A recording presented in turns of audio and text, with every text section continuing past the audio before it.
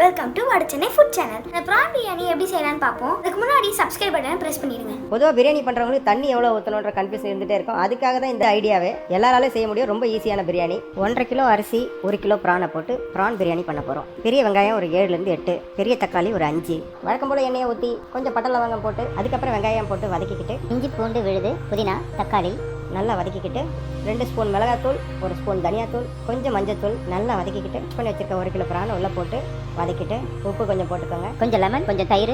Rice ஒரு பக்கம் தண்ணியில் போட்டு சாப்பாடு வடிக்கிற மாதிரி வேக வைங்க. அதில் கொஞ்சம் லவங்கம் கொஞ்சோண்டு நெய் ஊற்றிட்டு சாப்பாடு ஒரு 90% வேகிற அளவுக்கு வேக வச்சுக்குவோம். இது ஒரு பக்கம் இருக்க. தம் போடுறதுக்காக செங்கல்ல தனியாக சூடு பண்ணிக்குவோம். தொக்கு நல்லா ட்ரை ஆகிற வரைக்கும் கொஞ்சம் நல்லா வதக்கிக்கிட்டு அரிசி ஒரு 90% வெந்துருச்சுன்னா தண்ணியை வடிகட்டிட்டு வடித்த அரிசியை கிரேவியில் போட்டுருவோம்.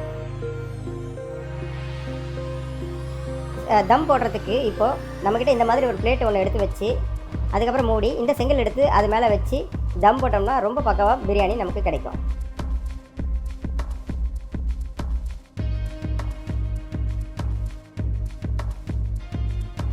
செம்ம டேஸ்ட்டாக இருந்ததுலக்கா, செம்ம டேஸ்ட்டாக இருந்துச்சு. எங்களை என்கரேஜ் பண்ணணும்னு நினச்சிங்கன்னா மறக்காமல் லைக், ஷேர், சப்ஸ்கிரைப் பண்ணிடுங்க.